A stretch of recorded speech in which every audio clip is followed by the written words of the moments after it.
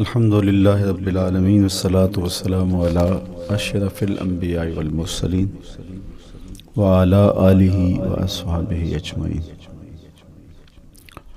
قال اللہ تعالی وتبارک فی القرآن المجید والفرقان الحمید۔ بسم اللہ الرحمن الرحیم۔ لا اقسم بهذا البلد وانت حل بهذا البلد ووالد وما ولد لقد خلقنا الانسان فی کبد۔ صدق اللہ مولانا العظیم وصدق رسولہ النبی الکریم الرؤوف الرحیم۔ اللہم نور قلوبنا بالقرآن وزین اخلاقنا بالقرآن وادخلنا الجنة بالقرآن ونجنا من النار بالقرآن۔ قال اللہ تعالی وتبارک فی شان حبیبہ مخبرا وآمرا ان اللہ وملائکتہ یصلون علی النبی یا ایہا الذین آمنوا صلوا علیہ وسلموا تسلیما۔ اللہم صلی علی سیدنا و مولانا محمد معدن الجود والکرم صلاۃ و سلاما علیک یا سیدی یا رسول اللہ۔ میں نے آپ کے سامنے قرآن مجید کے جو کلمات تلاوت کیے ان میں اسی حقیقت کو بیان کیا گیا۔ لا اقسم بهذا البلد، آغاز ہوا شہر مکہ کی قسم سے۔ قسم ہے مجھے اس شہر کی، پھر وجہ قسم بھی بیان کی۔ وانت حل بهذا البلد، مجھے اس شہر کی قسم اس لیے کہ محبوب اس شہر میں تو جو بستا ہے، تیرا بسیرا ہے شہر میں، اس شہر کی گلیوں نے تیرے قدم چومے ہیں اور تیرے انفاس کی مہک اس کی فضاؤں میں بسی ہے، اس لیے مجھے قسم کہ یہاں تم رہتے ہو۔ اللہ اکبر۔ علماء کے مابین اس بات پر اختلاف ہے کہ مکۃ المکرمہ افضل ہے یا مدینہ النبی صلی اللہ علیہ وآلہ وسلم افضل ہے۔ ایک علمی اختلاف ہے، بعض نے کہا مکۃ المکرمہ افضل ہے، دلائل دیے، بڑا وزن ہے دلائل میں۔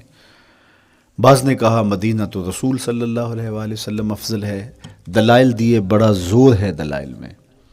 لیکن شیخ عبد الحق محدث دہلوی علیہ رحمہ اسی آیت سے روشنی لے کر کے لکھتے ہیں کہ جب حضور مکے میں تھے تو مکہ افضل تھا، جب مدینے آ گئے تو مدینہ افضل ہو گیا۔ جدھر جدھر سے وہ گزرتے گئے مجد و شرف بھی پیچھے پیچھے رہا۔ چند لمحوں کے لیے ٹھہرے تھے تم جس پیڑ کے نیچے۔ نشور وحدی کا لہجہ دیکھیے کتنا دل آویز ہے۔ چند لمحوں کے لیے ٹھہرے تھے تم جس پیڑ کے نیچے، سنا ہے آج تک اس پیڑ کا سایہ مہکتا ہے۔ تو مکے میں ہیں تو مکہ افضل، مدینے میں ہیں تو مدینہ افضل۔ تو شرف ان کے وجود مسعود سے ہے، وہ جدھر جدھر سے گزرتے جائیں گے وہاں وہاں ہی نور پھیلتا چلا جائے گا۔ اور پیر نصیر الدین علیہ رحمہ کا لہجہ یہاں کتنا خوبصورت دکھائی دیتا ہے۔ ایک بار وہ جدھر سے گزرے ہیں نصیر، ایک بار وہ جدھر سے گزرے ہیں نصیر، بار بار ادھر سے بہار گزری ہے۔ تو کہا کہ قسم ہے مجھے اس شہر کی، یعنی شہر مکہ کی۔ کیوں اس شہر کی قسم؟ وَأَنْتَ حِلٌّ بِهَذَا الْبَلَدِ، کہ محبوب اس شہر میں تمہارا قیام ہے، اس شہر میں تمہاری رہائش ہے، تمہارے انفاس کی مہک ہے اس شہر کی فضاؤں میں، اور تمہارے قدموں کو چھوا ہے اس شہر کی گلیوں نے، اس لیے قسم کہ یہاں آپ رہتے ہو۔ وَوَالِدٍ وَمَا وَلَدَ، اور قسم ہے باپ کی، اور قسم ہے جو اس کی اولاد ہے۔ والد سے مراد کیا ہے اور ما ولد سے مراد کیا ہے؟ تو اس کے بارے میں ایک قول یہ ہے کہ والد سے مراد حضرت ابراہیم علیہ السلام ہے، اور ما ولد سے مراد حضور علیہ السلام جو ان کے فرزند ہیں۔ ایک قول کے والد سے مراد حضرت آدم علیہ السلام ہیں، اور ما ولد سے مراد ان کی ساری ذریت اور نسل ہے۔ تیسرا قول کہ والد سے مراد حضور علیہ السلام ہیں، اور ما ولد سے مراد حضور علیہ السلام کی ساری امت، حضور علیہ السلام کی ساری آل اطرت، حضور کے اصحاب۔ لیکن علماء نے پہلے قول کو ترجیح دی کہ مکۃ المکرمہ کی قسم کی گئی تو پھر مناسبت بنتی ہے کہ حضرت ابراہیم کا ذکر بھی ہو، تو اس لیے والد سے مراد حضرت ابراہیم ہیں، اور ما ولد سے مراد حضور علیہ الصلوۃ والسلام کی ذات ستودہ صفات ہے۔ تو تین چیزیں ہوئیں جن کی قسم کی گئی۔ سب سے پہلے شہر مکہ کی قسم کی گئی، پھر حضرت ابراہیم علیہ السلام کی قسم کی گئی، اس کے بعد حضور علیہ الصلوۃ والسلام کے مبارک وجود کی قسم کی گئی۔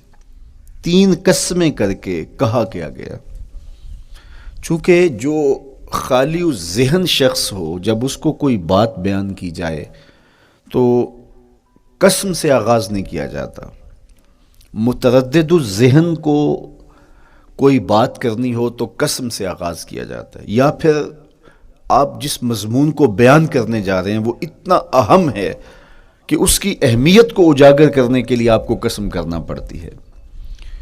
تو یہ جو ما بعد کا مضمون ہے جس کو میرے رب نے بیان کیا، اس سے قبل ایک نہیں، دو نہیں، تین قسمیں کیں، تو پھر کان تو کھڑے ہو گئے، سماعتیں تو بچھ گئیں کہ وہ کون سی شے ہے جس کو بیان کرنا مقصود ہے، اور اس سے قبل قسم پہ قسم کی جا رہی ہے۔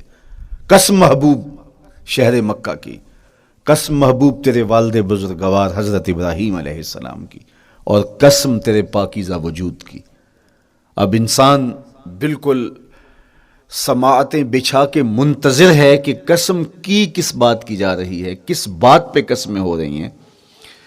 تو جواب آیا، قسم محبوب شہر مکہ کی جس میں آپ رہتے ہو، قسم آپ کے والد بزرگوار حضرت ابراہیم علیہ السلام کی، اور قسم آپ کے پاکیزہ وجود کی۔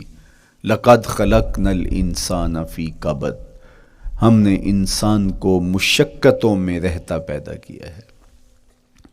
یعنی انسان کی زندگی کے اندر مشقتیں، مشکلیں، آلام، مصائب، حالات کی تلخیاں، سخت مراحل، یہ اس کی زندگی کا حصہ ہے، اور ہم نے اس کو ڈیزائن اس طرح کیا ہے کہ یہ ان ساری مشکلات سے نہ بردآزما ہوگا اور حالات کی تلخیوں کا مقابلہ کرے گا، اور خیر و شر کے ساتھ ساری زندگی اس کا تعلق رہے گا۔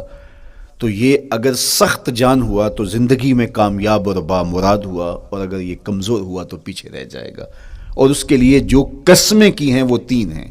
قسم کا اور جواب قسم کا تعلق ہوتا ہے، یعنی جس پہ قسم کی جا رہی ہے تو جو قسم کی جا رہی ہے اس کا کوئی آپس میں تعلق ہوگا۔ جب پھولوں کا ذکر کریں گے تو پھر اس کے متعلقات ہی بعد میں بیان کریں گے۔ اس کسی نے کہا تھا جنگل میں کوئی مے خار مرا ہے، جنگل میں کوئی مے خار مرا ہے، اسے انگور کے پتوں کا کفن دو۔ میاں جنگل میں مرنے والے شخص کو کسی اور درخت کے پتوں کا بھی تو کفن دیا جا سکتا ہے، لیکن صاحب مرنے والا مے خار ہے، اور شراب کشید کی جاتی ہے انگور سے، تو اس کو تو ٹھنڈ تب بھی پڑے گی کہ انگور کے پتوں کا کفن دیا جائے۔ تو مناسبات ہوتی ہیں۔ تو اب جب قسم کی گئی تو قسم تین چیزوں کی گئی، اور اس کی جواب قسم سے مناسبت کیا بنتی تھی؟ انسان کو مشقتوں میں رہتا پیدا کیا گیا، حالات کی تلخیوں سے گزرتا ہے، سخت تربیتی مراحل سے اس کو گزرنا پڑتا ہے۔ تو اس چیز کو بیان کرنے سے قبل تین قسمیں کی گئی۔ پہلی قسم میرے حضور کے پاکیزہ شہر کی، مکہ المکرمہ کی، اس لیے کہ مکہ المکرمہ میں دیکھ لیجئے کہ صحابہ اور حضور کے ماننے والوں نے کیسے تلخ زندگی کاٹی۔ شجر اسلام ثمر بار ہوا تو ہمیں تو یہ کھلے ہوئے پھول دکھائی دیتے ہیں، لیکن ہم نہیں بھول سکتے کہ بلال حبشی کی پیٹھ پہ کیسے کوڑے برسے اور احد احد کیسے پکارتے رہے۔ تو ہم اس منظر کو دیکھیں، مکہ کے ان حالات کو دیکھیں، تو اس لیے قسم کی مکے کی، اور پھر حضرت ابراہیم علیہ السلام کی قسم کی، چونکہ حضرت ابراہیم نے جس قدر اذیتوں سے گزر کر کے، مصائب آلام کا سامنا کر کے، حالات کی تلخیوں کا مقابلہ کر کے اپنا راستہ بنایا اور اپنے رب کی رضا پائی، وہ تاریخ کا ایک انوکھا باپ ہے۔ اس سے بڑھ کر کیا ہوگا کہ جلتی ہوئی آگ میں چھلانگ لگا دی رب کے حکم کی تعمیل میں، بیٹے کی گردن پہ چھری رکھ دی۔ یہ تماشا لب بام نہیں تھا، منا کی وادی میں وہ انوکھا واقعہ رقم ہوا کہ آج بھی تاریخ انگشت بدندہ ہے کیا ایک باپ، اور وہ اس بیٹے کو ذبح کرنے کے لیے آمادہ ہو گیا جو اس کی آنکھوں کا نور ہے اور دل کا قرار ہے، رب سے مانگ کے لیا، لیکن تعمیل ارشاد میں اس بیٹے کی گردن پہ چھری رکھنے کے لیے باپ تیار ہو جاتا ہے اور اس کو ذبح کرنے کے لیے آمادہ ہو جاتا ہے، حتیٰ کہ بیٹے کو لٹا لیتا ہے اور ہاتھ میں چھری پکڑ کے بیٹے کی گردن پہ رکھ کے پوری ہمت کے ساتھ جب چھری چلاتا ہے تو آواز آتی ہے فلما اسلما وتلہ للجبین ونادیناہ ان یا ابراہیم قد صدقت الرؤیا انا کذالک نجزی المحسنین۔ ابراہیم بس کرو، تم نے واقعی خواب پورا کر دکھایا۔ اپنی بیوی کو، اپنے نو مولود بچے کو وادی غیر ذی زرع میں چھوڑ آنا، جہاں کچھ بھی میسر نہیں تھا، یہاں آپ کو آپ کے ماں باپ چھوڑ کے جاتے ہیں، ایک خوبصورت آسودہ ماحول ہے، اور آپ کو جس مقصد کے لیے چھوڑ کے جا رہے ہیں تو وہ مقصد بھی آپ کی اور ان کے پیش نظر ہے، لیکن اس کے باوجود بھی جو ہے وہ آنکھیں نم ہو جاتی ہوں گی کہ ہم اپنی اولاد کو یہاں چھوڑ کے جا رہے ہیں، جبکہ ایک محفوظ پناہ گاہ میں آپ کو چھوڑ کے گئے۔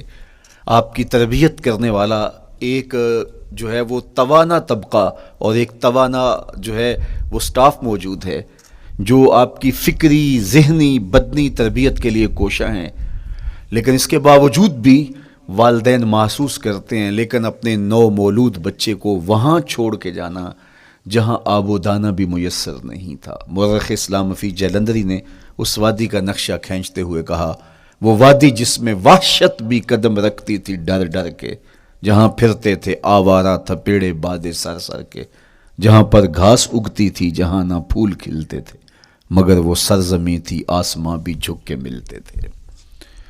تو اس وادی میں چھوڑ کے آنا، حضرت ابراہیم نے جو امتحانات دیے، اس لیے ان کی قسم کی، چونکہ جواب قسم کا تعلق بنتا ہے تو قسم ابراہیم کے پاکیزہ وجود کی کہ جنہوں نے دکھ سہے، تکالیف آلام گوارا کی، لیکن پائے ثبات میں لغزش نہیں آنے دی۔ تیسری قسم میرے حضور کے پاکیزہ وجود کی فرمایا جتنے دکھ مجھے دیے گئے، جتنی اذیتیں مجھے پہنچائی گئیں، اتنی کسی کو نہیں دی گئیں۔ پیدا ہوئے تو حضور کے باپ کا سایہ سر پہ نہیں تھا، پھر اس کے بعد حضور مختلف مراحل سے گزرے۔ 6 سال کی عمر میں ماں کا انتقال ہو گیا۔ جب راہ حق میں لوگوں کو دعوت رشد و ہدایت دینے نکلے تو جو لوگوں کے رویے تھے اور جو اذیتیں لوگوں نے پہنچائیں وہ ایک الگ باب ہے۔ مکے کی گلیوں سے لے کے طائف کے بازاروں تک جن اذیتوں سے میرے حضور گزرے، ام المومنین سیدہ عائشہ رضی اللہ تعالیٰ عنہ فرماتی ہیں ایک دن حضور کی بارگاہ میں حاضری تھی تو ہم نے عرض کیا حضور کیا احد کے دن سے سخت دن بھی زندگی میں کبھی گزرا ہے؟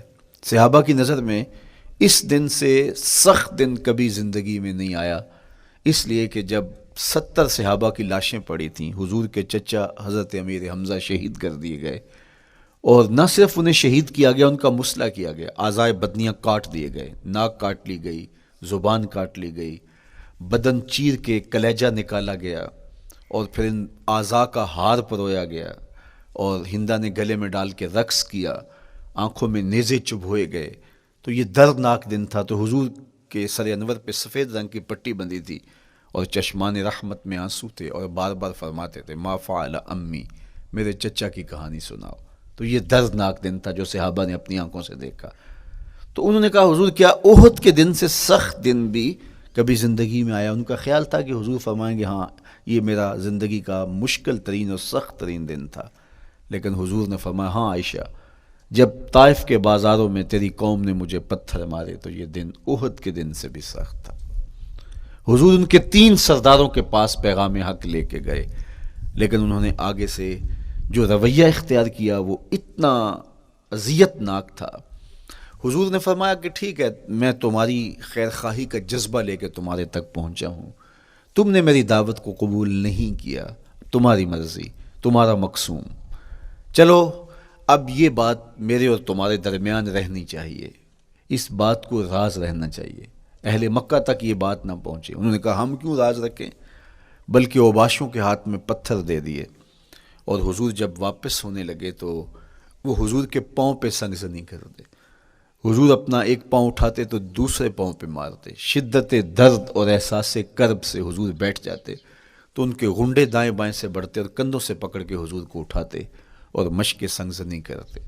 نالین خون سے بھر گئے، لخت لخت زخمی ہوا۔ اللہ اکبر، کیا دردناک لمحے تھے، کیا تکلیف بھری گھڑیاں تھیں. تو کہا کہ جب طائف کے بازاروں میں تیری قوم نے مجھے پتھر مارے تو یہ دن احد کے دن سے بھی سخت تھا. اچھا، جب حضور پر اس طرح آلام و مصائب ٹوٹ پڑے تو حضور کے ساتھ جو صحابہ تھے انہوں نے کہا حضور ان کے لیے بد دعا کر دیجئے. تو میرے حضور بولے میں رحمت بن کے آیا ہوں، میں رحمت بن کے آیا ہوں. اللہ اکبر. ان کا تقاضا پہم بڑا تو حضور کے ہاتھ اٹھ گئے، اور پھر حضور نے جو کہا سنیے، اللہم اہد قومی فإنہم لا یعقلون.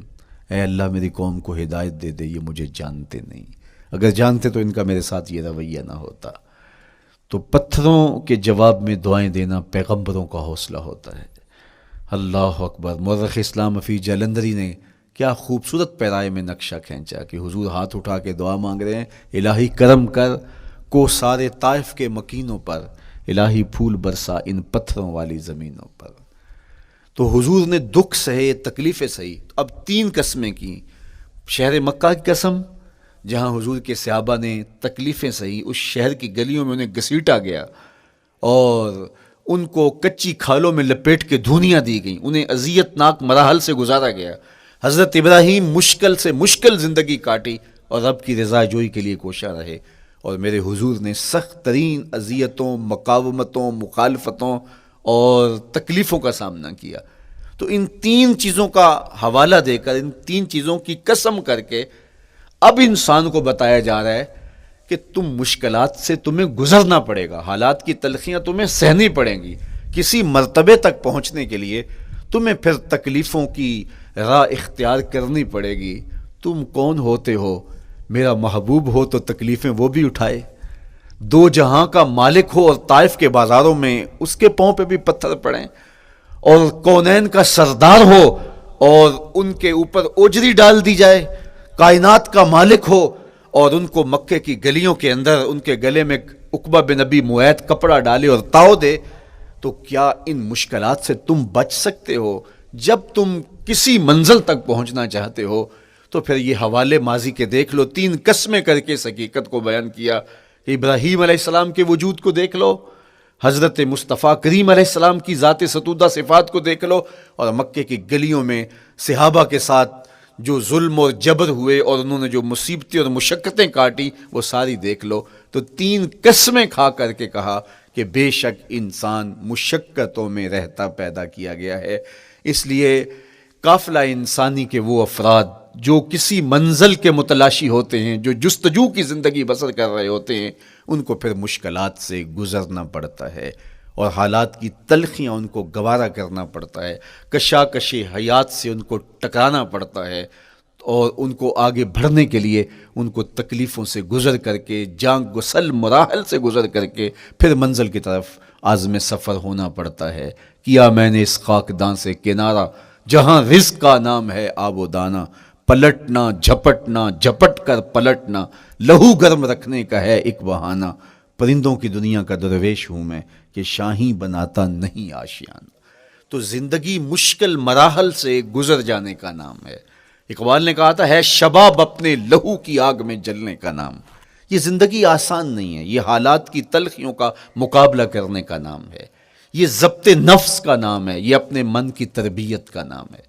حضرت امام رازی سایت کریمہ کے تحت لکھتے ہیں کہ جب بچہ شکم مادر میں ہوتا ہے تو وہ 3 پردوں میں ہوتا ہے، ایک جھلی کا پردہ، ایک رحم مادر کا پردہ اور ایک پیٹ کا پردہ. تو 3 پردوں میں وہ بیچارہ بڑی عجیب سی حالت میں ہوتا ہے. یہ اس کا پہلا مرحلہ ہے تخلیق کے بعد. اس کے بعد پیدائش کا دوسرا مرحلہ ہے. یہ زچہ بچہ دونوں کے لیے موت و حیات کے مرحلے ہوتے ہیں. اس کے بعد وہ پیدا ہوا، اس دنیا پہ آیا تو اس کی مشکل کیا ہے؟ زبان ہے، بولنا نہیں جانتا، دیکھتا ہے پہچان نہیں سکتا، سنتا ہے سمجھ نہیں سکتا، ہاتھ ہیں پکڑ نہیں سکتا، ٹانگیں ہیں چل نہیں سکتا. کتنی مشکل بن گئی. یہ سب کچھ چیزیں ہونے کے باوجود بھی وہ بے بس دکھائی دیتا ہے. اس کو دودھ مانگنے کے لیے بھی رونا پڑتا ہے. تو یہ ایک مرحلہ تھا. پھر آہستہ آہستہ اس نے بولنا سیکھا، ایک ایک حرف کر کے لفظ جوڑ کے وہ جملے مکمل کرتا رہا. آج تو زبان کا طوطی بولتا ہے، آج تو بات کریں تو جو ہے وہ ماحول تھم جاتا ہے. لیکن انسان ذرا پلٹ کے آغوش مادر میں تیری ماں نے ایک ایک حرف تجھے سکھایا تھا، ایک ایک لفظ تجھے سکھایا تھا، لفظ لفظ کر کے، حرف حرف کر کے جملے بنے، اور آج تیری گفتار کی شوخی کے تذکرے زمانے میں ہیں، تو پھر تجھے بولنا سکھایا، تو چل نہیں سکتا تھا، آج تیری جو ہے وہ جولانیاں دیکھنے والی ہیں، تیری رفتار کو کوئی چھو نہیں سکتا ہے، تیری آنکھوں کی بجلیاں آج عقابوں سے بڑھ کر ہیں، آج تیرے کانوں کے اندر نغموں کا جہاں آباد ہے، آج تیرے ہاتھوں کی گرفت کہ آگے شیر غراں بھی ہو تو وہ بھی بے بس ہو جاتا ہے، لیکن دیکھ تو کتنا مجبور تھا۔ اچھا چلو وہاں سے آگے آئے، پھر زندگی کو سیکھنا پڑتا ہے، آداب سیکھنے پڑتے ہیں، کس سے کیا بات کرنی ہے سیکھنا پڑتا ہے، آگے بڑھے، جوانی کی دہلیز پہ پہنچے۔ جوانی انسان کی زندگی کا باقپن ہوتا ہے، عروج ہوتا ہے، اللہ اکبر، لیکن جوانی کو تقدس معاب رکھ کے منزل تک پہنچانا یہ سب سے مشکل مرحلہ ہوتا ہے، چونکہ جذبات بے قابو ہیں، خواہشیں آوارہ ہیں، اور تا حد نظر نظارے ہی نظارے جو دل کو کھینچتے ہیں۔ اب اپنے تقدس کو جو شخص محفوظ رکھے، کائنات میں سب سے قیمتی جوہر حضرت انسان کا اس کی عصمت کا جوہر ہے، اور سب سے حسین چہرہ وہ ہے جو جنسی کالک سے اپنے آپ کو بچا لے۔ تو جوانی ہو، باقپن ہو، اور پھر اپنی خواہشات کو بے قابو نہ ہونے دیا جائے، سب سے مشکل مرحلہ پوری زندگی میں یہ آتا ہے۔ کسی نے کہا تھا کتاب زیست کا ایک اور باب بیت گیا، شباب بیت گیا، ایک عذاب بیت گیا۔ تو شباب کا ختم ہونا اور اس کو خیریت سے منزل تک پہنچنا، یہ کتنا بڑا مشکل مرحلہ ہوتا ہے، جس کا جوانی میں باطن کا چہرہ مسخ ہو جاتا ہے اور جنسی کالک سے جو چہرہ آلودہ ہو جاتا ہے، اس کا عفت کا دامن داغدار ہو جاتا ہے۔ تو اس لیے وہ چہرہ تاباں ہے، وہ چہرہ روشن ہے، وہ چہرہ منور ہے جو اپنے آپ کو کالک نہیں لگنے دیتا اور اپنی عصمت کی حفاظت کرتا ہے۔ میرے حضور نے بھی ارشاد فرمایا، سبعۃ یظلھم اللہ تعالی فی ظلہ یوم لا ظل الا ظلہ، 7 اشخاص ایسے ہیں قیامت کے دن جب کوئی سایہ نہیں ہوگا، اللہ ان کو اپنے عرش کا سایہ عطا کرے گا۔ ان میں سے پہلا شخص امام عادل حکمران، دوسرا شخص وشاب نشأ فی عبادت اللہ، وہ جوان جس کی جوانی اللہ کی عبادت میں بسر ہوئی، تیسرا وہ شخص ورجل قلبہ معلق بالمساجد، وہ شخص جس کا دل مسجد میں لگتا ہے، مسجد میں جمتا ہے، اور چوتھا شخص ورجل دعتہ امرأۃ ذات منصب وجمال فقال انی اخاف اللہ، وہ شخص جس کو دعوت گناہ ملی اور حسن قدموں میں بچھنے کے لیے بےتاب ہوا، اور اس نے کیا کہا، انی اخاف اللہ، میں اللہ سے ڈرتا ہوں، میرا اللہ مجھے دیکھ رہا ہے۔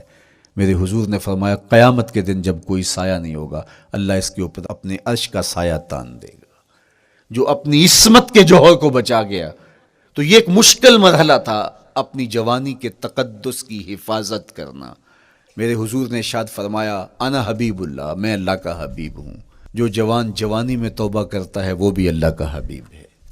کتنا بڑا اعزاز ہے اور کتنا بڑا کمال ہے جو شخص کو ملتا ہے جو جوانی میں اپنی عصمت کے تقدس کی حفاظت کرتا ہے، اپنی آبرو پہ پہرا دیتا ہے، اپنی نظروں کی حفاظت کرتا ہے، اپنی سوچوں کو آوارہ نہیں ہونے دیتا، اپنے خیالوں کو بھٹکنے نہیں دیتا، اپنی خواہشات کو بے قابو نہیں ہونے دیتا۔ تو یہ مشکل ترین لمحہ تھا۔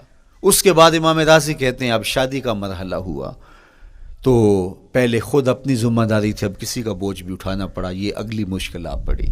پھر بچے ہوئے تو پھر اپنی زندگی تو ختم ہو گئی، پھر ساری زندگی، پھر بڑھاپے میں چلے جائیں، ارذل العمر تک چلے جائیں، یہ ساری زندگی مشکلات لقد خلقنا الانسان فی کبد۔ تو ہمیں عملی طور پہ مشکلات کے مقابلے کے لیے تیار ہونا چاہیے۔ دیکھیے ہم جب شکار کرنے جاتے ہیں اور وہ خطرناک جنگل ہو جس میں شیر، بھیڑی اور دیگر جانور بھی ہوں، تو پھر ہم حفظ ما تقدم کے طور پہ سب کچھ ساتھ لے کے جاتے ہیں اور اس انداز سے جاتے ہیں کہ ہمارے اوپر اگر کوئی حملہ ہو تو بچاؤ کی یہ تدبیر ہو۔ تو ہم عملی طور پہ اس کے لیے خود تیار ہوتے ہیں، تو پھر کوئی ہونے والا حملہ غیر متوقع نہیں ہوتا اور ہم اس کے لیے اپنے آپ کو مستعد اور فعال پاتے ہیں۔ اسی طرح میں اور آپ اگر زندگی کے اس فلسفے سے آگاہ نہیں ہوں گے کہ زندگی مشکلات کا مجموعہ ہے، حالات کی تلخیاں ساری زندگی ہمارے ساتھ رہیں گی، تو کوئی بھی تکلیف، کوئی بھی اذیت، کوئی بھی ایسا واقعہ جو ہم نہیں چاہ رہے ہوں گے وہ روح پذیر ہوگا تو ہم گھبرا جائیں گے اور پھر اس وقت ہم دکھی ہو جائیں گے۔ اس لیے ہمیں یہ قرآن نے سکھایا ہے کہ تم عملی طور پہ زندگی کی سختیوں کا مقابلہ کرنے کے لیے آمادہ اور تیار ہو جاؤ۔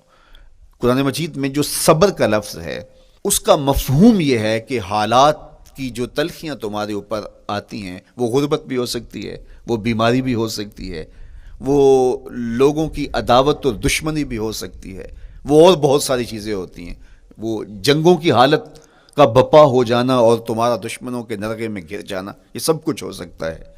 تو اس کے اوپر استقامت کے ساتھ تم کھڑے رہو اور تم ان کو برداشت کرنے کی اپنے اندر ہمت اور حوصلہ رکھو، تو پھر وہ تمہارا صبر ہوگا، اور یہ قوت اگر تمہارے اندر پیدا ہو جاتی ہے تو پھر تمہاری زندگی آسان اور سوکھی ہو جاتی ہے۔ لیکن اگر یہ دولت تمہیں نصیب نہیں ہوتی تو پھر ساری زندگی دکھوں اور شکووں سے بھری رہتی۔ اس لیے ہمیں یہ چیز سیکھ لینی چاہیے کہ زندگی نام ہی مشکلات سے نبرد آزما رہنے کا ہے۔ عملی طور پہ ہم دیکھو، ہمیں پتہ ہے سردی آ رہی ہے تو اس کا ہم پہلے انتظام کرتے ہیں، تو سردی ہمیں دکھی نہیں پھر کرتی، ہم سردی سے بھی لطف لیتے ہیں، موسم برسات سے بھی مزہ لیتے ہیں، اور گرمی سے بھی ہم ایک حاز حاصل کر لیتے ہیں اگر ہم اس کو جو ہے اس کے لیے عملی طور پہ اپنے آپ کو تیار کر لیں۔ لیکن اگر ہم اس کے لیے تیاری نہیں کریں گے تو سوائے گھبراہٹ کے اور کچھ نہیں ہوگا۔ تو مجھے اور آپ کو عملاً اپنے آپ کو اس بات کے لیے آمادہ کرنا پڑے گا کہ زندگی ان حالات کی تلخیوں سے ٹکرانے کا نام ہے، اور ساری زندگی ہمیں ان مراحل سے گزرتے رہنا پڑے گا۔ اور قرآن نے جو ہے وہ 3 قسمیں کر کے، اور 3 قسمیں بھی شہر مکہ کی اور محبوب کریم کے پاکیزہ وجود اور جناب ابراہیم علیہ السلام کی، تاکہ تمہیں پتہ چلے جب ان کو بھی ان مراحل سے گزرنا پڑا میں اور آپ کیا بیچتے ہیں۔ اس لیے ہمیں اپنی زندگی کو ان راہوں پہ ڈالتے ہوئے صبر اور استقامت، اب صبر اور استقامت کی دولت ہمیں کیسے نصیب ہوگی، یہ دولت کس طرح، یہ قوت راسخہ ہمارے اندر کیسے پیدا ہوگی، اور کس طرح ہمارے من کے اندر یہ چیزیں سمائے گی۔ اللہ تعالیٰ کی خشیت، اس پر توکل، اس پر بھروسہ، اور اللہ تعالیٰ جل شانہ کی طرف سے ہر کام کے ہونے کا یقین ہمارے اندر یہ استقامت اور یہ حوصلہ پیدا کرتی ہے یہ چیز۔ اس لیے مجھے اور آپ کو اپنی پوری زندگی میں اس عمل سے گزر کر کے اپنے آپ کو مضبوط ترین صورتحال میں لا کے کھڑا کرنا پڑے گا، اور یہی زندگی کا جمال ہے۔ تو اب پھر دیکھیے قرآن کیا کہہ رہا ہے، لا اقسم بہذا البلد وانت حل بہذا البلد ووالد وما ولد، 3 قسمیں کی۔ اس کے بعد ارشاد فرمایا لقد خلقنا الانسان فی کبد، ہم نے انسان کو مشکلوں میں، مصائب میں، آلام میں رہتا ہوا پیدا کیا۔ کہتے ہیں جب حضرت انسان کی تخلیق ہوئی تو اس کا خمیر جب گویا جا رہا تھا تو اس کے اوپر 39 دن تک آزمائشوں کی، دکھوں کی، تکلیفوں کی بارش ہوئی، اور ایک دن خوشیوں اور مسرتوں کا می برسا۔ تو انسان کی زندگی کے اندر حالات سے ٹکرانا اور دکھوں کو سہنا اور دکھوں سے مقابلہ کرنا یہ سیکھنا پڑے گا، اور جب انسان اس کو عملی طور پہ سیکھ جائے گا تو پھر زندگی کا جمال اور زندگی کا حسن نصیب ہوگا۔ دوسری بات، ہمیں اپنی زندگی میں 7 چیزوں کو اپنا اصول بنا لینا چاہیے، اور یہ 7 چیزیں وہ ہیں جو ہماری زندگی کو ایک خوبصورت سانچے میں ڈھال کر کے ہمیں ایک پاکیزہ اور ستھرا انسان بنا دیتی ہیں۔ پہلی چیز، التمسک بکتاب اللہ، اللہ کی کتاب سے جڑ جانا، وابستہ ہو جانا۔ جب ہم کتاب اللہ سے وابستہ ہو جائیں تو پھر ہمارے باطن کی اور نفس کی تربیت ہوتی ہے، اور پھر ہم وہ مطلوب انسان بنتے ہیں جو ہمارا رب ہم سے تقاضا کرتا ہے۔ تو اس لیے ہمیں اپنی زندگی میں اس چیز کو لازم کر لینا چاہیے کہ ہمارا کوئی بھی دن قرآن مجید کی تلاوت کے بغیر نہ گزرے۔ اپنے دن کا آغاز قرآن مجید کی تلاوت سے کیجیے۔ سورہ یاسین سے جو اپنے دن کا آغاز کرتا ہے، سارا دن اللہ کی امان میں رہتا ہے، اس کی حفاظت میں رہتا ہے۔ اور اپنی شب کا آغاز سونے سے پہلے سورہ الملک کی تلاوت کریں، آپ ساری شب اللہ کی امان میں، اس کی حفاظت میں رہیں گے۔ اور قرآن مجید کو سمجھ کر اس کے مفاہیم و مطالب کے ساتھ ایک رکوع کم از کم پوری زندگی، اپنی زندگی کے نصاب میں آپ کتنا وقت مختلف امور کے لیے سر انجام دیتے ہیں۔ یہ کتاب انسانی ہدایت کے لیے، انسانی تربیت کے لیے، اس سے کوئی اور بہتر اور مؤثر جو ہے وہ نصاب نہیں ہو سکتا ہے۔ انسان سازی کا بہترین ذریعہ ہے یہ کتاب، اور اس کتاب کے ذریعے سے جو ہے وہ انسان پستیوں سے اٹھ کے بلندیوں تک جا پہنچتا ہے۔ اقبال نے تو کہا کہ گر تمی خواہی مسلمان زیستن، نیست ممکن جز بقرآن زیستن۔ اگر تو مسلمان بن کے جینا چاہتا ہے تو قرآن کے بغیر ایک قدم بھی نہیں چل سکتا۔ تو آگے چل کے اسی نظم میں کہا کہ فاش می گوئم آنکھ در دل مزمرست، این کتابیں نیست چیزیں دیگرست۔ اگر میں کھل کے بیان کر دوں جو میرے سینے میں چھپا ہے تو میں تجھے بتا دوں کھل کے یہ کتاب نہیں، یہ کوئی اور ہی شے ہے۔ کن لوگوں کو کہاں سے اٹھایا اور یہ کتاب کہاں تک لے گئی، جو باہمی جنگ و جدل میں الجھے ہوئے تھے اور حرف شناس بھی نہیں تھے، جو سواد آشنا بھی نہیں تھے، پھر انہوں نے جو ہے وہ روما کی سلطنت بھی الٹ کے رکھ دی۔ یہ کرشمہ تھا اس کتاب کا، جس نے زندگی کا جمال ان کی روحوں کے اندر پیدا کر دیا۔ تو میں اور آپ اپنی زندگی میں قرآن مجید سے کبھی بھی دور نہ ہوں، روزانہ کی بنیاد پہ آپ تلاوت کلام مجید اپنی زندگی میں شامل رکھیں۔ انشاءاللہ اس کے اجالے دنیا میں اور آخرت میں آپ اپنی آنکھوں سے مشاہدہ کریں گے۔ حضرت امام احمد بن حنبل فرماتے ہیں، میں نے رب سے کہا کہ مجھے اپنا قرب عطا کر، آواز آئی میرا قرب چاہتے ہو تو قرآن پڑھا کرو۔ یہ رب کی قربت کی بھی ضمانت ہے اور ضبط نفس اور باطن کی تربیت کا بھی ذریعہ ہے۔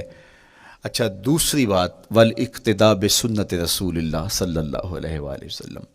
ہمارے لیے بہترین نمونہ ہمارے حضور علیہ الصلوۃ والسلام کی زندگی ہے، حضور کے دیا ہوا نظام حیات ہے جس پر حضور نے خود عمل کر کے دکھایا۔ میرا عشق رسول، میری محبت رسول اس بات کا تقاضا کرتی ہے کہ میں ان کے طریقہ حیات کے مطابق اپنی زندگی گزاروں۔ اسلام دعوے کی بات نہیں کرتا، دلیل ہم سے مانگتا ہے۔ آج میں کہتا ہوں میں عاشق رسول ہوں، اور اتنا بڑا عاشق رسول ہوں کہ میرے جیسا زمانے میں دوسرا کوئی نہیں۔ میرے جذبات ایسے دکھائی دیتے ہیں آسمان کو چیر دوں گا اور زمین کو پھاڑ دوں گا، لیکن ہمسایوں کے ساتھ میرا سلوک بتاتا ہے کہ میں عاشق رسول نہیں ہوں۔ دوستوں کے ساتھ میرا رویہ بتاتا ہے کہ میں عاشق رسول نہیں ہوں۔ میں کسی سے وعدہ کرتا ہوں اور پھر اس پہ پورا نہیں اتر پاتا، تو صاحب پھر آپ عاشق رسول نہیں ہیں، آپ کچھ اور ہیں۔ عشق رسول تو یہ ہے کہ میرے محبوب علیہ السلام نے کسی سے عہد کیا ہے کہ تمہارے آنے تک میں یہاں کھڑا ہوں، اور وہ جا کے بھول جاتا ہے، اور میرے حضور 3 دن وہاں منتظر رہتے ہیں۔ وہ اچانک گزرا اور دیکھا تو حضور علیہ الصلوۃ والسلام کھڑے ہیں، تو خود پریشان ہوا، صرف اتنی بات اسے کہی، صاحب تو نے مجھے مشکل میں ڈال دیا، تو نے مجھے مشقت میں ڈال دیا۔ عہد کیا ہے تو پھر اس کی پاسداری نبھا کے دکھائی۔ اللہ اکبر! میں اگر حضور سے محبت کرنے والا ہوں تو میرا رویہ بتائے کہ میں عاشق رسول ہوں۔ میری زبان پہ جھوٹ نہیں بول سکتی۔ آپ سے پوچھا گیا کہ مومن بزدلی کر سکتا ہے؟ کہا نہیں، بہادر ہوتا ہے، لیکن ہو سکتا ہے کبھی اس سے بزدلی سرزد بھی ہو جائے۔ پھر پوچھا گیا کہ مومن بخیل ہو سکتا ہے؟ کہا نہیں، سخی ہوتا ہے، لیکن ہو سکتا ہے کبھی اس سے بخل بھی سرزد ہو جائے۔ پھر تیسرا سوال حضور سے کیا گیا، مومن جھوٹا ہو سکتا ہے؟ فرمایا جھوٹا نہیں ہو سکتا، یہ پکی بات ہے کہ مومن جھوٹ نہیں بول سکتا۔ میں اور آپ اپنے رویوں میں دیکھیں کہ ہم کھڑے کہاں ہیں۔ آج ہم ان جگہوں پہ بھی جھوٹ بولتے ہیں جہاں جھوٹ بولنا ہماری مجبوری بھی نہیں ہوتی، چونکہ یہ ہماری فطرت ثانیہ اور عادت بن چکا ہے، اور ہم اس کو برا ہی نہیں سمجھتے۔ جبکہ جھوٹ جب کوئی شخص بولتا ہے، حدیث پاک میں آتا ہے اس کے منہ سے بدبو نکلتی ہے، رحمت کے فرشتے 1 میل دور ہٹ جاتے ہیں اس سے۔ اور سویر سے شام تک جب ہمارے معمولات یہ ہوں تو پھر ہم کہاں کھڑے ہیں اور رحمت کے فرشتے کہاں کھڑے ہیں؟ تو حضور علیہ الصلوۃ والسلام کی سنت کا اتباع حضور کی محبت کی دلیل ہوگی۔ امام قرطبی نے لکھا ہے، اللہ کی محبت کا کوئی دعویٰ کرے تو کیا دلیل ہوگی کہ یہ واقعی محب الہی ہے؟ تو کہا اللہ سے محبت کا دعویٰ کرنے والے کے لیے دلیل یہ ہے کہ وہ قرآن سے پیار کرے۔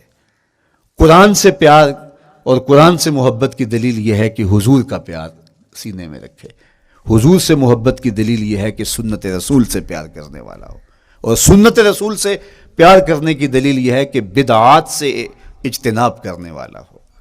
ہر وہ طریقہ جو میرے حضور نے نہیں دیا اس کو اختیار نہ کرے, اس طریقے کو اختیار کرے جو حضور علیہ الصلوۃ والسلام کا عطا کرتا ہے. تیسری بات, عقل الحلال. یہ وہ بنیادی اصول ہیں جو ہماری زندگیوں میں اتر جانے چاہیے, اور ہم ایک صالح اور خوبصورت انسان بن کے اس معاشرے کا حصہ بن سکتے ہیں. عقل حلال زندگی میں شامل ہو تو زندگی کو جمال نصیب ہوتا ہے, اور باطن اور ظاہر کو طمانینت نصیب ہوتی ہے. اگر رزق پاک نہیں ہے تو آپ کعبے بھی جائیں تو وہاں بھی آپ محروم پلٹیں گے. میرے حضور علیہ الصلوۃ والسلام نے فرمایا ایک بندہ لمبا سفر کر کے گیا, اشعث اغبر کے لفظ ہیں کہ اس کے بال بکھرے ہوئے ہیں, سفر کی گرد پڑی ہوئی ہے, اور لباس بھی پھٹا ہوا ہے, شکستہ حالت, پراگندہ صورت, اور کھڑا ہے کعبۃ اللہ کے سامنے. یمد یدیہ, دونوں ہاتھ لمبے کر کر کے دعا مانگ رہا ہے, اور کیا کہتا ہے, اے اللہ ومطعمہ حرام ومشربہ حرام وملبسہ حرام وغذی بالحرام. فرمایا اس کا کھانا حرام کا ہے, اس کا پینا حرام کا ہے, اس نے جو لباس پہنا ہے وہ حرام کا ہے. میرے حضور فرماتے ہیں بتاؤ اس کی دعا کیسے قبول ہوگی. اب لمبا سفر کاٹ کے حرم کعبہ میں پہنچے, غلاف کو پکڑ پکڑ کے دعائیں کر رہا ہے, لمبے لمبے ہاتھ کر کے دعائیں مانگ رہا ہے, ملتزم سے لپٹا ہوا ہے, حتیم میں سجدہ ریز ہو کے رو رو کے دعائیں مانگ رہا ہے, لیکن دعا قبول نہیں ہوتی. کیوں؟ اس لیے کہ اس کے پیٹ میں لقمہ حرام کا ہے, اس کے بدن پہ لباس حرام کا ہے. تو اسلام نے جتنا زور حلال کمانے, حلال کھانے اور حلال اختیار کرنے پر دیا ہے, تو ایک مومن اگر اسلام کے مبادیات سے بھی آگاہ ہو تو اس کی تو زندگی کے اندر جو ہے وہ حرام گھس ہی نہیں سکتا ہے, بلکہ وہ مشکوک سے بھی اجتناب کرے.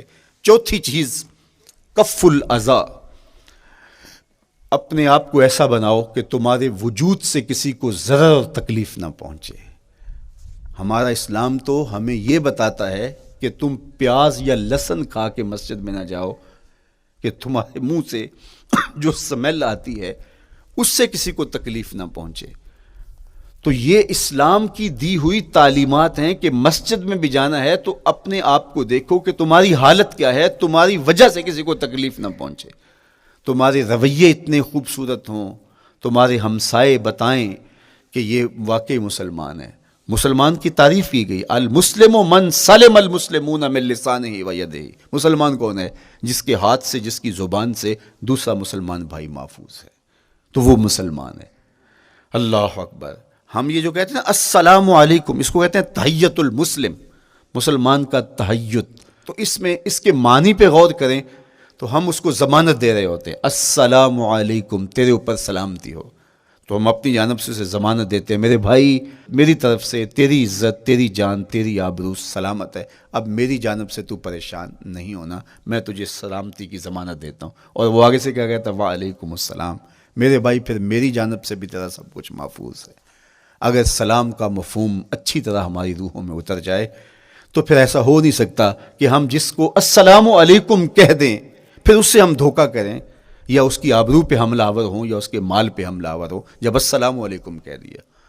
چونکہ جو ہمیں لفظ بولنے کے لیے کہا گئے ہیں اس کے پیچھے فلسفہ ہے لفظوں کا. یہ پھول ہیں, ان کو دیکھ کر سبحان اللہ کہنے کا کہا گیا ہے. پہاڑوں کو دیکھ کے اللہ اکبر کہنے کا کہا گیا ہے. پہاڑوں کو دیکھ کے سبحان اللہ کہہ دیں اور پھولوں کو دیکھ کے اللہ اکبر کہہ دیں, ایسا کیوں نہیں کہہ دیتے؟ لیکن نہیں, اس لیے کہ جب پہاڑوں کو دیکھتے ہیں تو دل میں ان کی ہیبت پیدا ہوتی ہے. اتنے بڑے پہاڑ, سمندر کو دیکھتے ہیں تو اس کی ہیبت پیدا ہوتی ہے. اتنا بڑا سمندر تا حد نظر پھیلا ہوا, تو جب اس کی بڑائی پیدا ہونے لگتی ہے تو فوراً پلٹایا گیا اللہ کی بڑائی کی طرف اور کہا بول اللہ اکبر, یہ نہیں میرا اللہ بڑا ہے. اور پھول کو جب دیکھا تو اس کی لطافت کی طرف الجھنے لگے, کتنا خوبصورت ہے, درزوں میں کیسے خوشبو بسی ہوئی ہے, کیسے رنگ ہیں, کیسے جمال ہیں. اللہ اکبر. وہ کیا کسی نے کہا تھا نا کہ درزوں کی لطافت میں خوشبو نے اماں پائی, گل چیرنے والے نے کس شان سے چیرا ہے. تو کیا کمال ہے یار, کیا پتیاں ہیں, کیا رنگ ہے, کیا خوبصورتی ہے, کیا لطافت ہے. الجھنے لگے, کہا بول سبحان اللہ, یہ کیا ہے جس نے رنگ بھرے ہیں وہ پاک ہے. تو تیرا دل الجھ نہ جائے. تو جو ہم بولتے ہیں لفظ جہاں بھی بولتے ہیں اس کے پیچھے ایک فلسفہ ہوتا ہے. السلام علیکم یہ تحیت المسلم ہے. جب ہم کسی کو کہتے ہیں السلام علیکم تو اس کو ہم نے ضمانت دے دی، بس بات ختم، اب جو ہے وہ میری جانب سے تو محفوظ ہے۔ لیکن ہم سلام بھی لے رہے ہوں گے اور ہاتھ بھی کاٹ رہے ہوں گے اور اس کی جیب بھی کاٹ رہے ہوں گے، پھر سلام نہیں لیا، ہم نے منافقت کی ہے۔ تو کف الاذی چوتھی چیز، اور پانچویں چیز اجتناب المعاصی، گناہوں سے اپنے آپ کو بچا کے رکھنا۔ نیکی کرنا بہت اہم ہے، لیکن نیکی کرنے سے زیادہ ہم اپنے آپ کو گناہوں سے بچانا ہے۔ چونکہ شر کی قوتیں ہمارے ساتھ جڑی ہوئی ہیں، اس لیے اپنے آپ کی حفاظت جب ہم کریں گے تو ہم ایک اچھی صورت میں آگے بڑھیں گے۔ اور چھٹی چیز وہ ہے التوبہ، توبہ تسلسل کے ساتھ کرتے رہیے۔ یہ تصور کہ بڑھاپے میں توبہ کریں گے، یہ تصور کہاں سے آیا؟ یا ہمارے ہاں آج کل یہ کلچر پیدا ہوا ہے کہ لیلۃ القدر یا شبرات کے دن سارے جڑ کے توبہ کرنے بیٹھ جاتے ہیں اور پورا سال اپنی مرضی کی زندگی گزارتے ہیں۔ ایسا نہیں ہے۔ میرے حضور کے دامن پہ ایک بھی گناہ کا دھبا نہیں تھا۔ ہم نبیوں کی عصمت کے قائل ہیں، کسی نبی پر کوئی گناہ کا دھبا نہیں ہوتا۔ اگر اس امکان کو بھی تسلیم کر لیا جائے تو ساری شریعت مشکوک ہو جاتی ہے، لیکن اس کے باوجود حضور فرمایا میں دن میں اللہ سے 100 بار توبہ کرتا ہوں، ایک دن میں 100 مرتبہ توبہ کرتا ہوں۔ میں اور آپ دیکھیں کہ ہم کیا اس معمول کو اپنی زندگی میں شامل کیے ہوئے ہیں۔ جب انسان توبہ کرتا ہے، جب غسل کر لیتا ہے نا ایک دفعہ، تو پھر وہ بچ بچ کے چلتا ہے کہ کوئی گرد دوبارہ پڑ نہ جائے، اور جب وہ لتھڑا ہوا ہو تو پھر اس کو پرواہ بھی نہیں ہوتی۔ اس لیے ہمیں بار بار غسل کرنے کی، بار بار توبہ کرنے کی تلقین کی گئی ہے، تاکہ ہم پھر نئے گناہوں سے بچتے رہیں گے۔ تو اپنی زندگی میں توبہ کا تسلسل کیجئے، شام سویرے صبح بار بار اللہ سے توبہ کی اور رجوع کیجئے۔ اور آخری چیز ادا الحقوق، حقوق کا ادا کرنا۔ ہمارے ذمے جو حقوق عائد ہوتے ہیں وہ ہمارے والدین کے ہیں، وہ ہمارے بہن بھائیوں کے ہیں، وہ ہمارے دوستوں کے ہیں، ہمسایوں کے ہیں، ہمارے اساتذہ کے ہیں، کلاس فیلوز کے ہیں۔ وہ حقوق حتیٰ کہ جانوروں کی کیوں نہ ہوں، تو ان حقوق کو ہم ادا کرنے والے، دست بردار نہیں ہو سکتے ہم ان حقوق سے۔ یہ مومن کی زندگی ہے، یہ ہمارا نظم حیات ہے، یہ اسلام کا دیا ہوا منشور ہے، یہ طریقہ زندگی ہے کہ ہم ایک ایک کے حق کو ادا کرتے ہوئے اپنی زندگی کو بسر کریں۔ بالخصوص میں طلباء سے مخاطب ہوں کہ یہ عمر تربیتی اعتبار سے سب سے اہم عمر ہے۔ سیدنا علی المرتضیٰ رضی اللہ تعالیٰ عنہ فرماتے ہیں کہ 15 سال سے لے کر کے 20 سال تک کی عمر میں انسان کے نظریات پختہ ہوتے ہیں اور اس کی عادتیں جمتی ہیں۔ یہ دوسرے کہتے ہیں 13 سے 19 سال تک کی عمر، وہ کہتے ہیں یہ بڑی اہمیت کی حامل ہے۔ تو 13 سے 19 سال یا 15 سے 20 سال تک کی عمر، بعض کا تو ہوتا ہے کہ ابھی بچے ہیں، ماں باپ بھی سستی کرتے ہیں کہ ان کو تہجد کا عادی اب کیوں بنائیں، ابھی تو یہ بچے ہیں، ان کو ان چیزوں سے، چھوٹی چھوٹی چیزوں کا عادی اب کیوں بنائیں، جب بڑے ہوں گے، سمجھدار ہوں گے، ذمہ داریوں کا بوجھ آئے گا، سب کچھ کر لیں گے۔ تو پھر اس وقت کرنا مشکل ہوتا ہے، پھر کر نہیں پاتا بندہ۔ تو جو سیکھنا ہے، جو عادتیں پختہ کرنی ہے، وہ اسی زندگی میں ہوتی ہیں۔ تو یہ آپ کا ایک موقع ہے، آپ کو ایک ماحول فراہم ہوا ہے۔ آپ کے ہمسائے آپ کے کلاس فیلوز ہیں جو آپ کے ساتھ کمرے میں رہ رہے ہیں۔ ہمسائیگی کے حقوق ادا کرنے کا جو انداز ہے وہ یہاں ہی سیکھیے اور اپنے اندر اس کو متحقق کیجیے اور پختہ کیجیے۔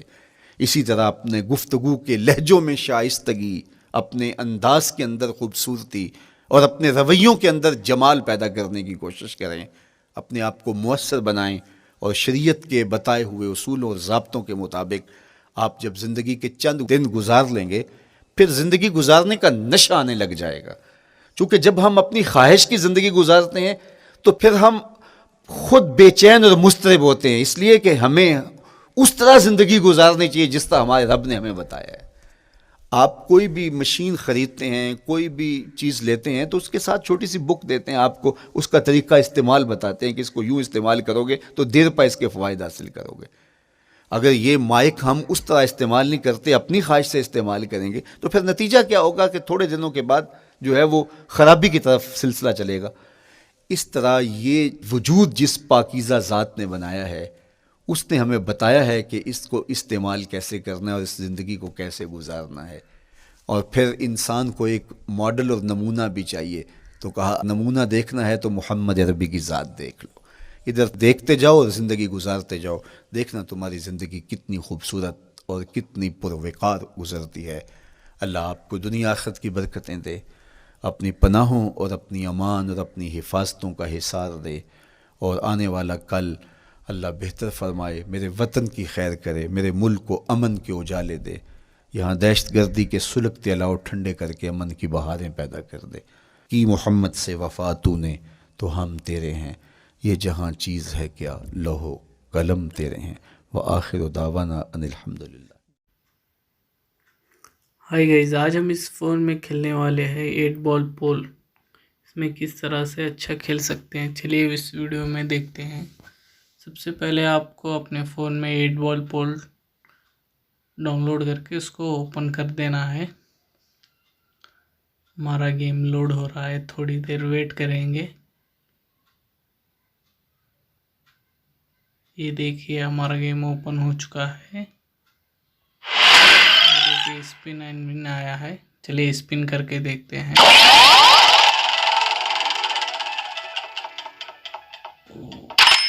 یہ دیکھیے اس میں صرف 110 کوائن ملے ہیں۔ چلیے اس کو کلوز کرتے ہیں۔ کلوز کرنے کے بعد آج ہم اس گیم میں ڈبل کوائن کو ڈبل کس طرح کرتے ہیں وہ گیم کھیل کے دیکھتے ہیں۔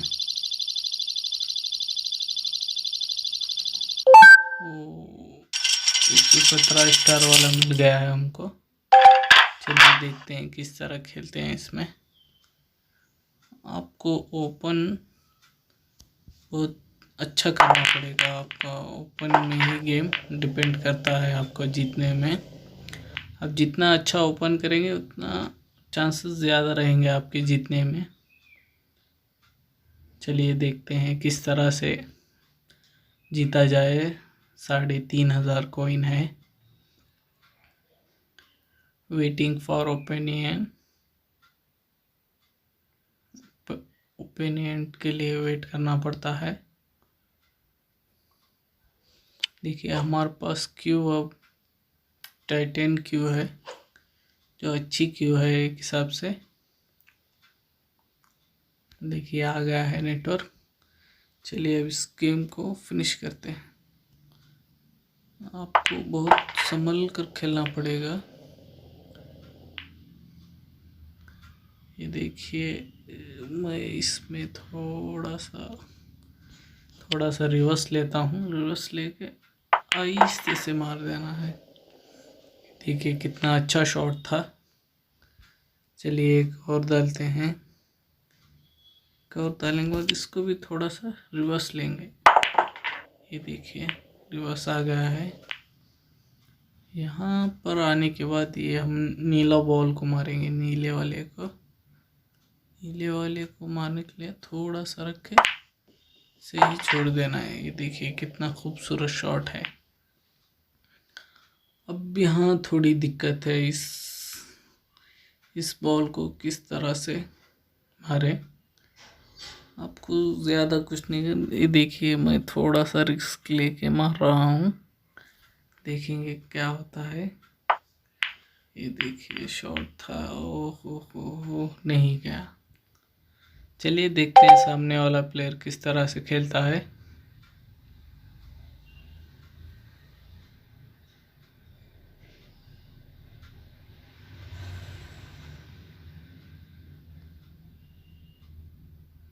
لگتا ہے یہ بھی بڑھیا پلیئر ہے، 117 اسٹار والا ہے۔ دیکھیں گے کوئی چانس ملتا ہے یا نہیں۔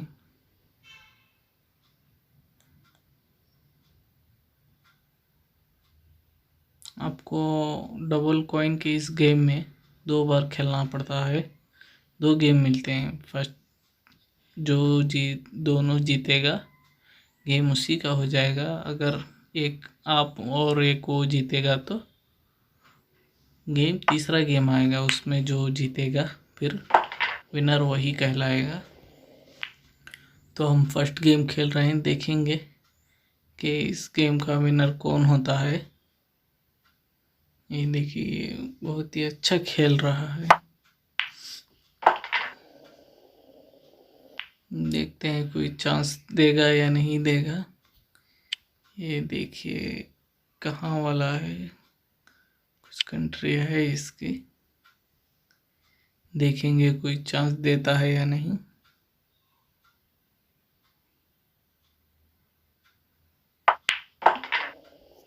वो ये देखिए बहुत क्लोज शॉट था। भी यहाँ पर ये फंसेगा, अगर ये ऑरेंज बॉल मार दिया ना तो पीले वाले को और चॉकलेटी कलर वाले को थोड़ा इसका डाउट रहेगा।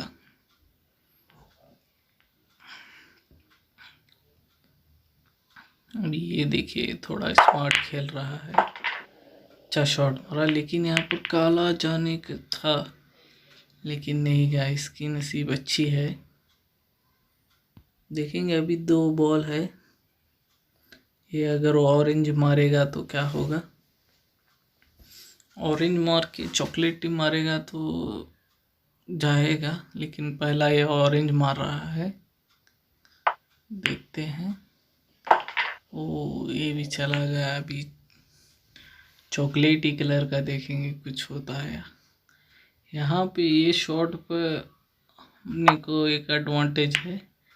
ये देखिए हाँ ये अटक चुका है। अभी ये देखेंगे ये शॉट किस तरह से मारता है। नहीं नहीं नहीं नहीं, ये भी मिस कर गया। चलिए हम इस गेम को कंप्लीट कर लेते हैं। हाँ ये देखिए अभी हमको थोड़ा चांस मिल गया, देखते हैं अपना क्या होता है। ये देखिए बहुत अच्छा शॉट, हमको चॉकलेट और वाइट मार के ब्लैक को वापस से मार देना है, तो ये गेम ना हो जाएगा। चलिए वेट करते हैं। ये देखिए आ गया। अब इसमें थोड़ा सा रिस्क है, अब इसको थोड़ा रिवर्स लेके फुल मार देंगे। ये देखिए ब्लैक चला गया। ओ हो, ये नहीं करना था, हमको थोड़ा सा रिवर्स लेना था। गेम तो चला गया। चलिए देखते हैं। देखिए ये विनर हो चुका है। टेंशन की कोई बात नहीं, हमारे पास और एक गेम है।